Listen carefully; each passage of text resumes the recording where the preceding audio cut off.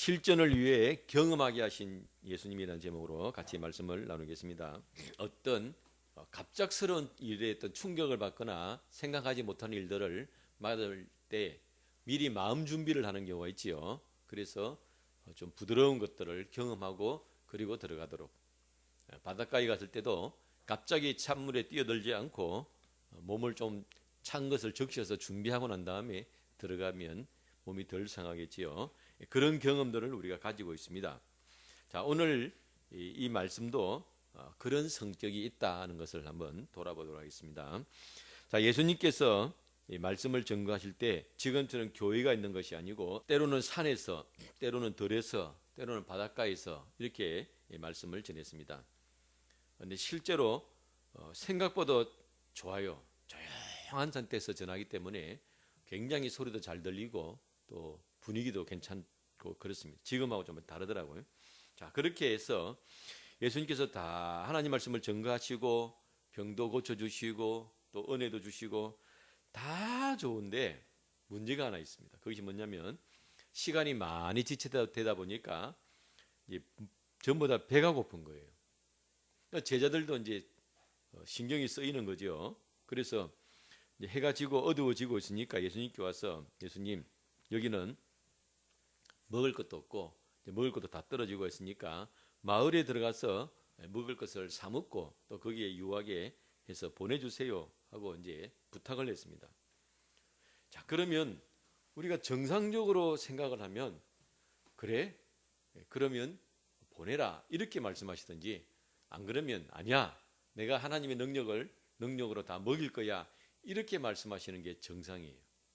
근데 예수님께서 뭐라 말씀하시냐면 너희들이 먹을 것을 주라 그래. 그리고 제자들은 얼마나 황당하겠습니까? 너희들이 먹을 것을 주라 그래. 그래서 예수님께서 도대체 왜 이렇게 말씀하셨는가? 제자들은 전혀 예상하지 못한 답변을 들었을 때 얼마나 당황했을까를 생각을 해봤습니다. 아마 그 여러 가지 이유들 가운데 우리가 생각할 수 있는 것은 뭐냐면 주님께서 제자들을 훈련시키시는 거예요. 제자들이 이 지금 무리들이 배가 고프니까 마을로 들어가서 먹게 해주세요라는 것은 뭐냐면 그들의 지금 마인드가 뭐냐면 일종의 매니저입니다. 전체 행사를 진행하는 진행 요원인 거예요. 그래서 그들이 생각 속에 사람들은 어디에 앉히고 예수님은 어디에 앉아 계시고 어떻게 설교를 하시고 또 혹시 그 중에 또 떠드는 사람, 아픈 사람 있으면 또 어떻게 관리하고 이렇게 해서 전체 행사를 진행하는 것을 쭉 관리하는 그런 마인드를 제자들이 가지고 있는 겁니다. 그러니까 이제 이 사람들이 배가 고프고 그래서 이제 먹을 것을 구해야 되고 하는 것들을 그까지는 생각을 한 거지요. 그런데 어디까지는 생각을 못 하느냐? 우리가 이 사람들을 먹이겠다까지는 생각을 못 하는 거예요. 당연하지. 여기 마태복음에는 안 나오는데 마가복음에는 너희가 먹을 것을 주라 그러니까 제자들이 막 계산을 하는 거예요. 여기 앉은 사람이 몇 명이고 1인당 제일 작게 줘도 얼마나치를 사야 되고, 우리 같으면 예를 들면 5천 원어치 국밥을 산다든지 이렇게 계산을 해보니까 200데나리온 돈이 나왔어요. 그러니까 제자들이 관리는 하는데 그것을 먹인다는 생각은 꿈에도 할 수가 없는 거죠. 그럴 때 예수님께서 너희가 먹을 것을 주라라고 말씀하시면서 그 생각에 어떤 눈으로 듣고 보고 배는 생각을 한 차원 올려버리시는 거예요. 생각이 열린다. 문을 연다는 거예요. 그래서 저는 우리가 생각이 열리는 것이 얼마나 중요한 문제인지 모릅니다. 생각이 열리는 것들을. 지금도 우리나라가 힘들게 하고 어렵게 하고 병들게 하는 것 중에 하나가 이 노조입니다. 노조가 다 나쁘다는 거 아니에요. 그러나 뭐든지 서로가 균형이 맞아야 되는데 지나치게 이 약자들이 자기 아픈 것, 자기 부족한 것을 중심으로, 그걸 중심으로 세상을 들었다 놨다 하려고 하는, 그게 문제가 되는 거예요. 나만 사는 게 아니단 말이에요. 같이 더불어 사는데, 자, 그래서 그렇게 하면 이 사람들의 특징 중에 하나가 뭐냐면 생각의 폭이 좁은 거예요. 생각의 폭. 당신 일해가지고 돈 벌었잖아. 그러니까 우리한테 성과급 줘. 이렇게. 지금 세상이 어떻게 변해가고 있고 어떻게 그들이 싸우려면 얼마나 연구비를 투자해야 되고 얼마나 미래를 준비해야 되고 그건 지금 관심이 없고 당장 지금 돈 벌었으니까 우리에게 성과급 나눠달라. 이렇게. 생각의 폭이 좁다 이 말이에요. 그래서 지금 너도 나도 막 임금이 올라가고 있죠. 그래서 이제 그렇게 내가 어떤 부분에 있어서 눈으로 보이고 생각이 열리고 큰 안목을 갖는 것이 굉장히 큰 복이다는 거예요. 탈북한 사람들도 제가 보면서 느끼는 것들이 똑같이 북한을 탈출을 해서 넘어왔지만 그 사람들이 벌써 북한에서 어떻게 살았느냐에 따라서 보는 눈이 다르더라고요. 같은 사람들이지만 내가 어떻게 살아왔느냐에 따라서 대한민국에 와서 무엇을 보느냐가 다르다는 거예요. 뭔 차이가 있는 겁니까? 대한민국에 들어오면 과거에 자기들이 북한에서 뭘 했던 간에 다 없어져요. 새로 시작해야 돼요. 그런데 차이는 있어. 그게 뭐냐면 보는 안목은 다르더라. 그래서 예수님께서 제자들에게 너희가 관리를 하는 사람이 아니다. 뭘? 앞으로 말이야. 앞으로. 지금은 나와 함께 있지만 너희가 관리하는 매니저가 아니다. 세금 받아서 그 세금을 나누어 주고 관리하는 행정직원이 아니야. 너희들은. 무엇을? 기업을 일구어야 되는 사람들이다. 기업을 일구어야 되는 사람들이다 하는 것들이 주님 마음에 있다는 것입니다. 그래서 너희가 먹을 것을 주라 했을 때 아마 제자들은 띵 하고 충격을 받았을 거예요. 그리고 상상하지 못했던, 생각하지 못했던, 그들이 계산으로는 200데나리온의 돈이 필요하고 그 돈이 있다고 한들 이 많은 사람들 먹을 것을 어디에 살 것이며 이렇게 생각하고 있을 때 예수님께서 오병이어를 가지고 떼서 그 뗀 음식을 바로 나눠주시는 것이 아니고 전부 제자들에게 줬어요. 전부 제자들에게 주고 그 제자들로 하여금 너희가 나눠줘라 했어요. 뭘 경험하게 하시는 거예요? 관리자가 아니고 생산자가 되고 사업을 일구는 자가 되고 베푸는 자가 되고 새로운 것을 창조하는 자가 되도록 경험하신 거예요. 이 해본 게 얼마나 크겠습니까? 한 번 해본 것하고 안 해본 것하고는 천지 차이입니다.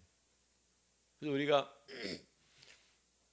이제 머릿속으로 마음속으로 생각속으로 뭘 내가 이렇게 하면 될 것 같고 저렇게 하면 될 것 같아도 막상 실전을 해보면 다르거든요.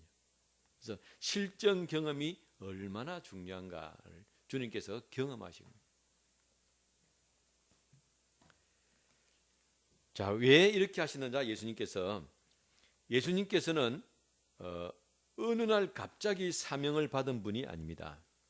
그러면 어느 날 갑자기 사명을 받은 사람이 있다는 말이죠. 누가 그랬을까요? 모든 사람은 다 어느 날 갑자기 사명을 받습니다. 아브라함도 나이 들어가지고 75세 됐을 때 느닷없이 사명을 받았죠. 노아도 어느 날 잘 살다가 느닷없이 사명을 받아서 방주를 짓게 되죠. 바울도 예수 믿는 사람들 잡는다고 막 혈기가 살기가 등등해서 가다가 어느 날 갑자기 사명을 받았어요. 그러니까 그동안 본인이 살아온 삶에서 갑자기 사명을 받아서 돌아오는 거예요. 대부분 다.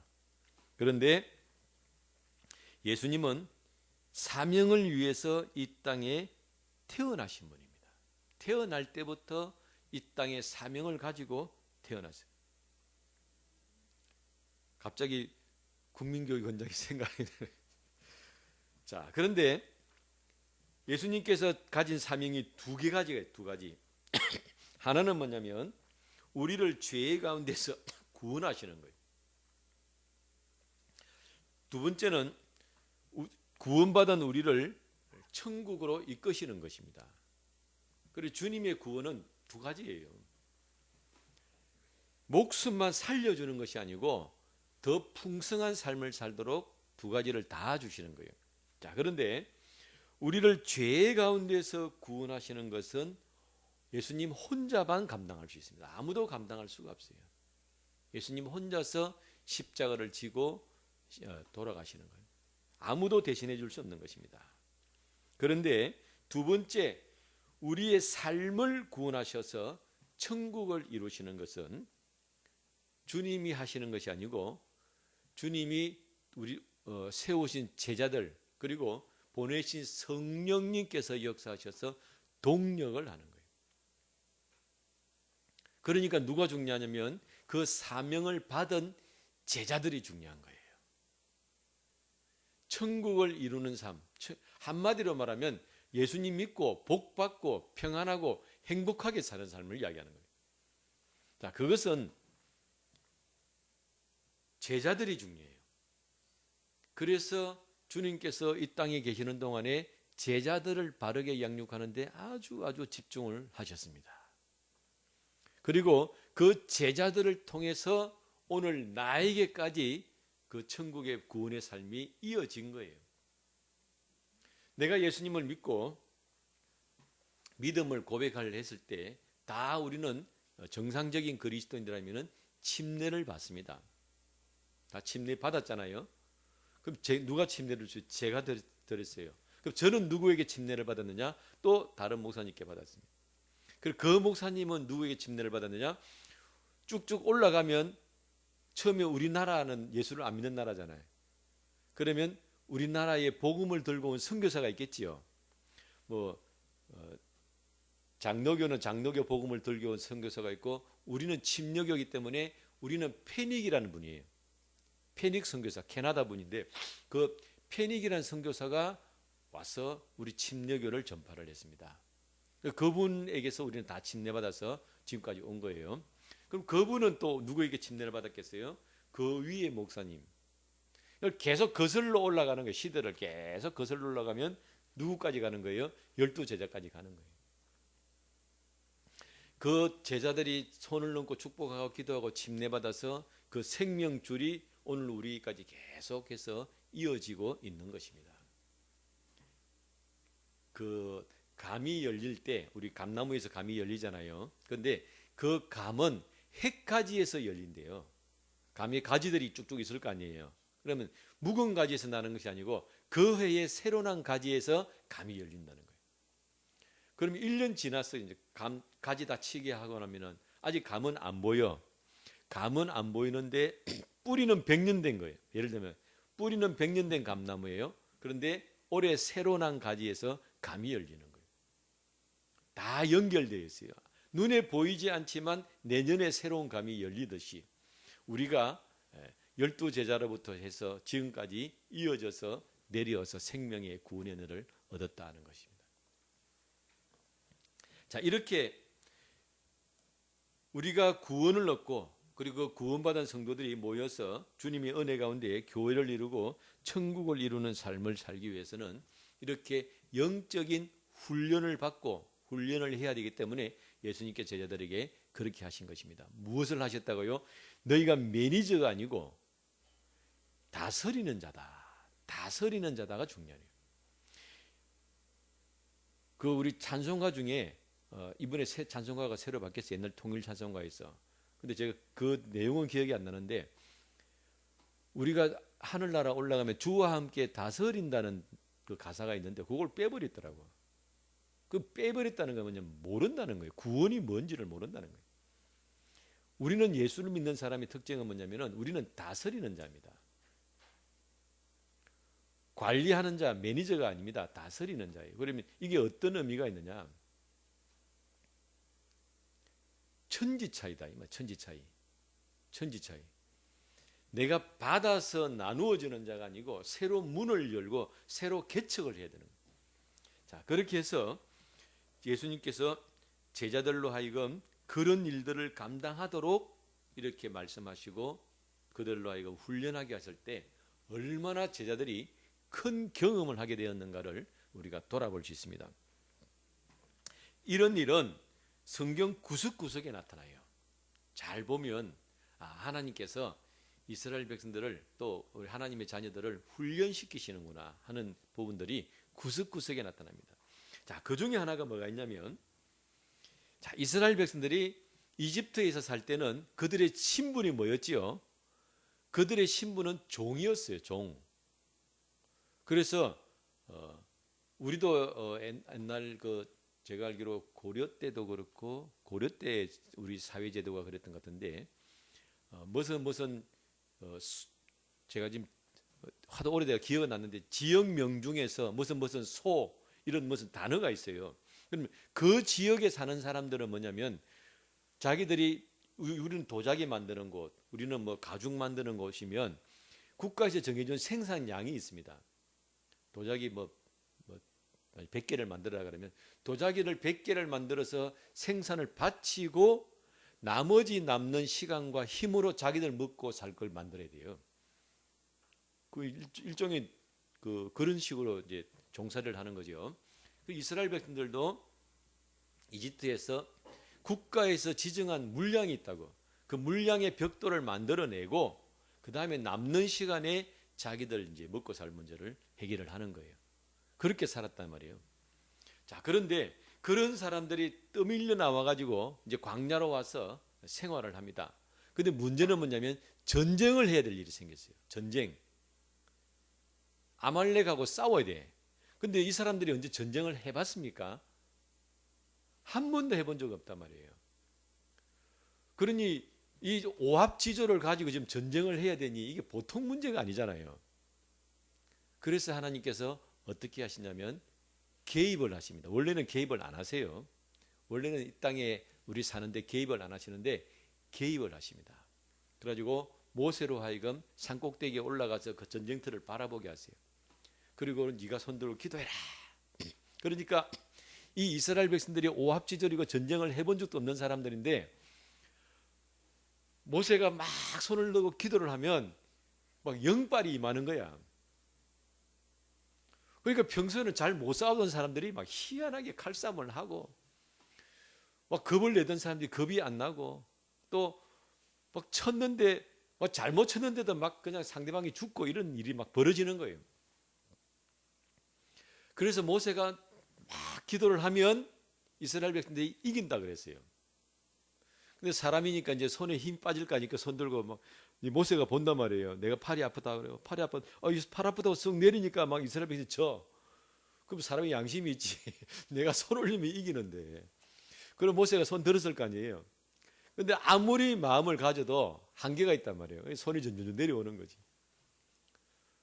그러니 이제 이게 참 이게 보면은 이게 말이 안 되는 게 손을 들어서 기도를 하면 마음과 정성을 실어야 되는데 이게 사람도 한계가 있단 말이에요.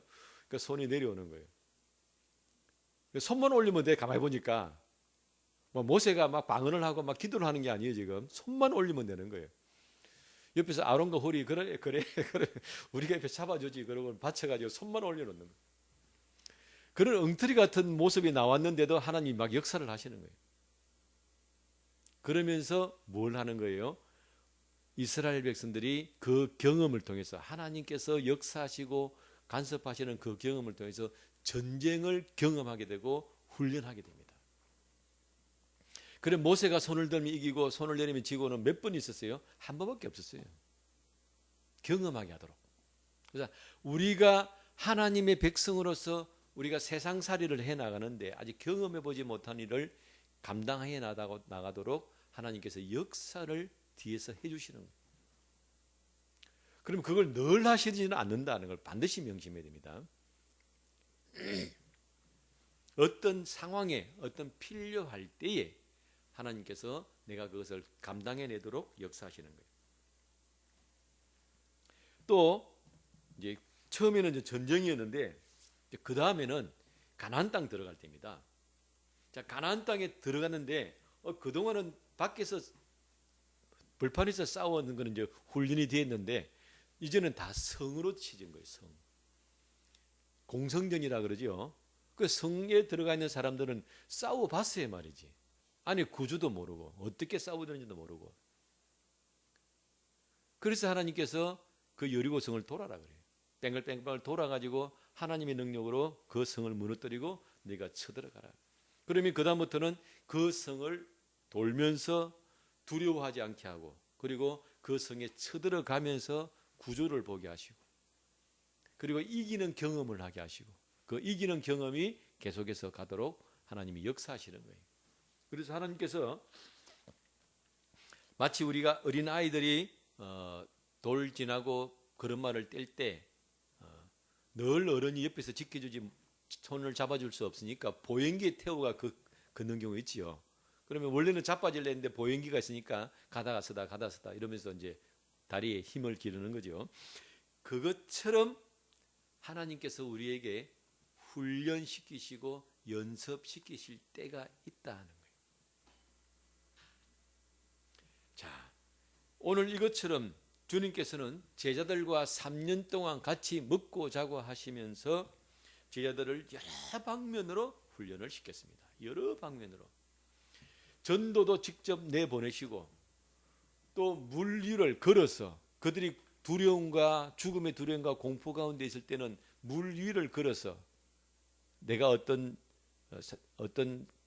존재인지를 보여주시고, 오늘처럼 오병이어 기적을 통해서 그것을 보게 하시고, 여러 가지 경험들을 하게 하시는 거예요. 그런 경험들이 나중에 예수님께서 부활 성천하시고 성령께서 임하셨을 때 그들이 담대하게 세상에 나가서 복음을 증거할 수 있는 원천이 됐다는 것을 돌아볼 수 있습니다.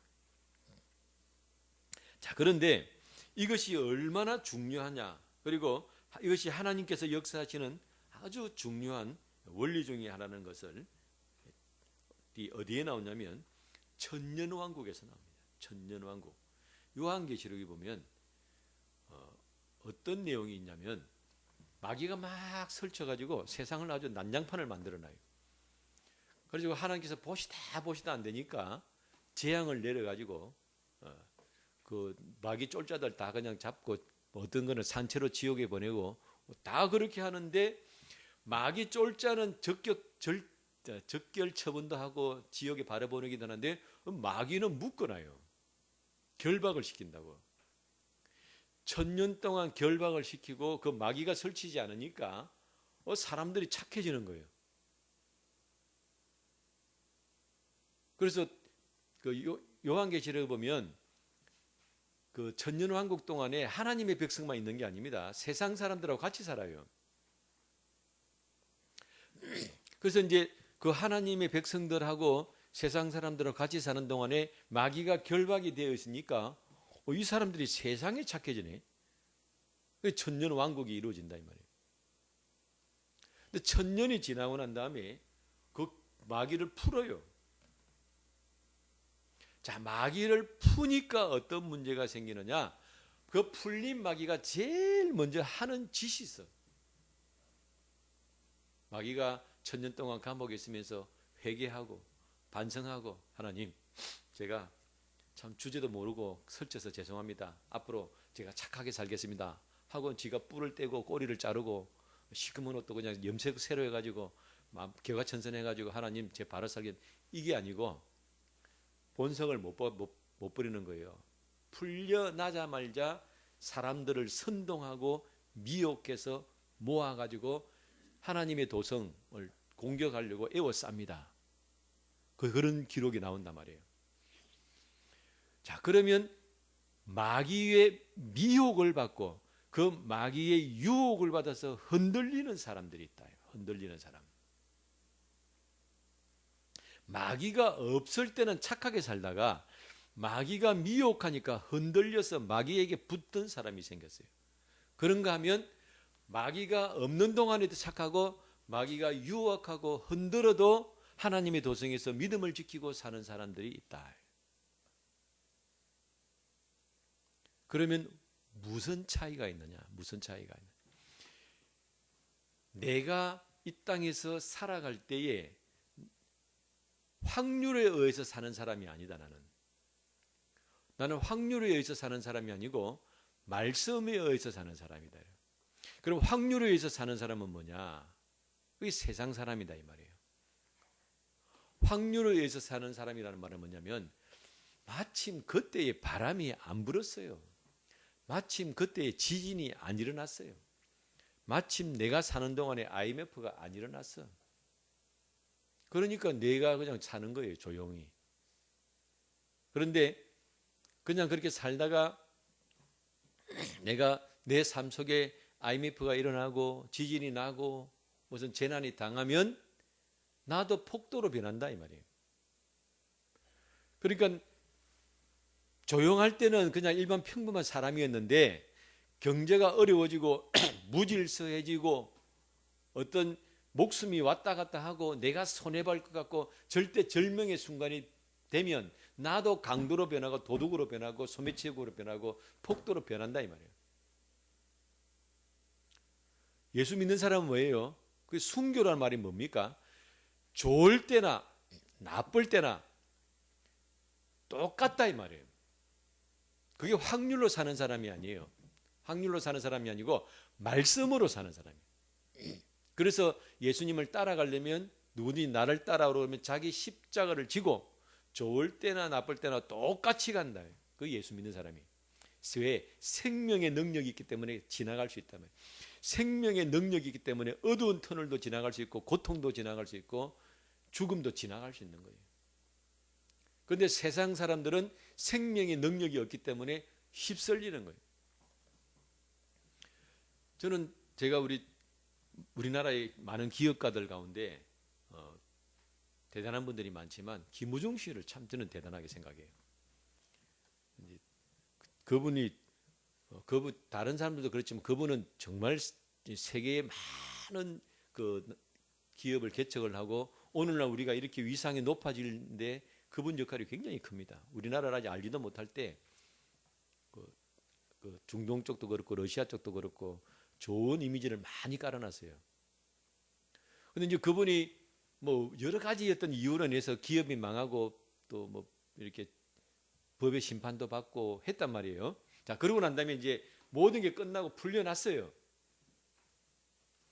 근데 왜 다시 기업을 못 일으킬까?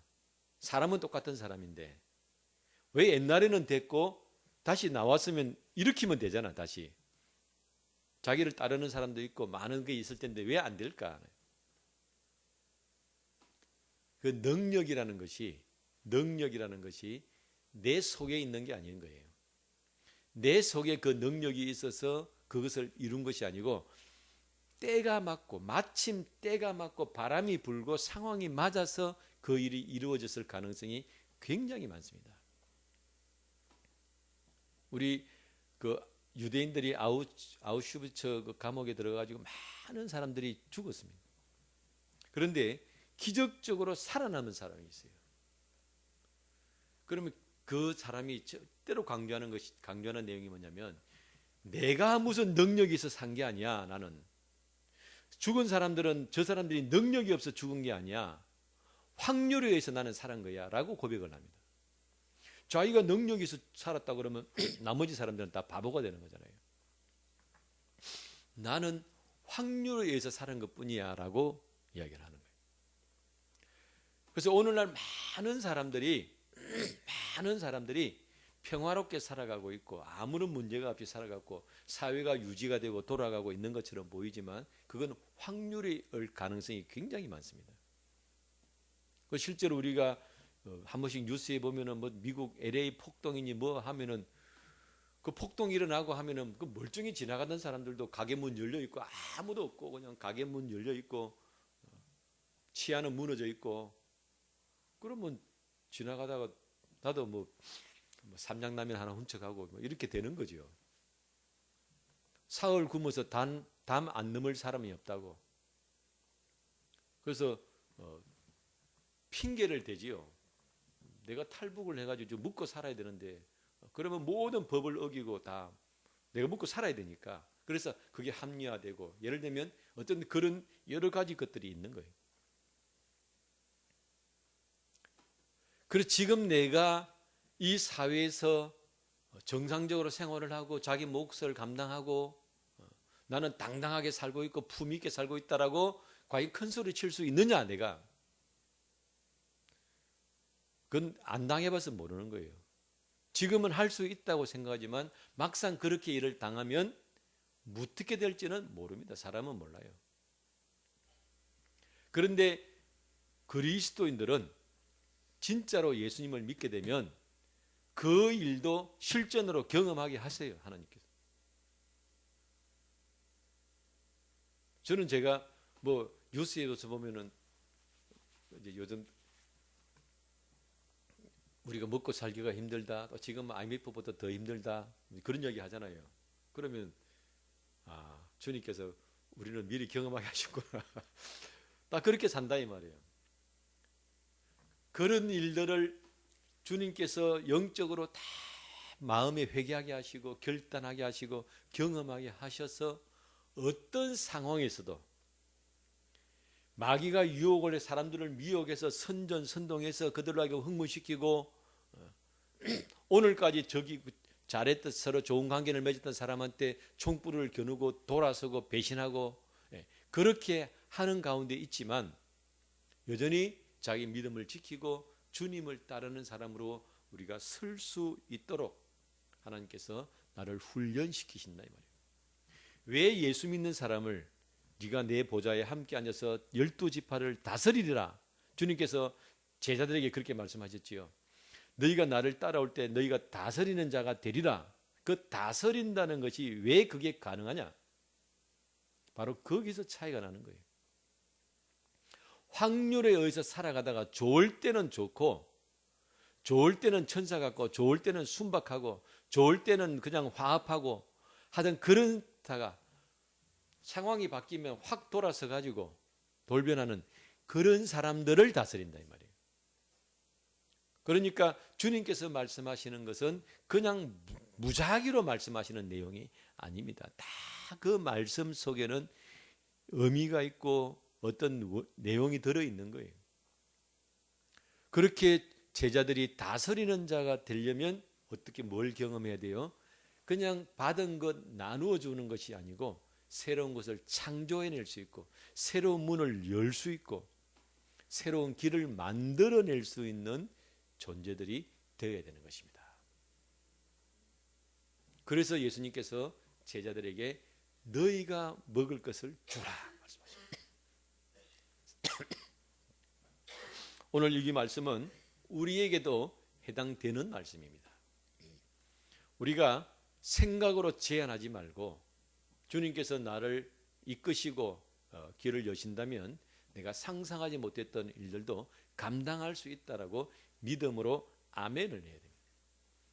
믿음이라는 것이 왜 중요하냐면 내가 건강하고 평안할 때 아멘 감사합니다. 하나님 감사합니다. 오늘도 저 건강하게 해주셔서 감사합니다. 평안하게 해주셔서 감사합니다. 그것만 있는 게 아니에요. 힘들고 어려울 때도 주님 제가 주님께 감사합니다 라고 말할 때는 뭐예요? 네가 지금 이런 어려운 상황에서도 나에게 감사하고 나를 믿느냐 할 때 그 믿음은 더 빛이 난다 이 말이에요. 그래서 이렇게 주님께서는 여러 가지 모습으로 우리에게 경험하게 하신다는 것을 돌아보시고 내 생활 가운데 여러 가지 모습이 나올 때 늘 주님께 감사하고 주님께서 나를 이끄시면 지금 내가 생각하지 못했던 새로운 일들도 열어주신다는 것을 믿음으로 고백하고 그리고 아직 열리지 않았지만 될 줄로 믿고 아멘으로 고백하면 그 일을 또 열어주셔서 내가 매니저가 아니고 다스리는 자로 세워줄 수 있다는 사실을 잘 돌아보셔서 주님의 놀라운 은혜와 이끄시는 새로운 경험들로 승리하시는 귀한 삶을 사시기를 주님의 이름으로 축원합니다. 기도하겠습니다. 거룩하신 아버지 하나님 귀한 은혜에 감사합니다. 주님께서 제자들에게 너희가 먹을 것을 주라고 말씀하셨을 때에 그들이 얼마나 큰 충격을 받았겠습니까? 그러나 그 충격이 새로운 눈을 뜨게 하게 하시고 새로운 생각의 문을 열어주신 것을 우리가 돌아봅니다. 오늘 우리도 주님의 은혜와 주님의 손에 붙들려 주님 말씀 가운데 섰을 때에 이 세상의 눈으로 보는 것뿐만 아니고 주님께서 열어주시는 새로운 것들을 보며 또한 그것을 이룰 수 있는 능력으로 역사하여 주옵소서.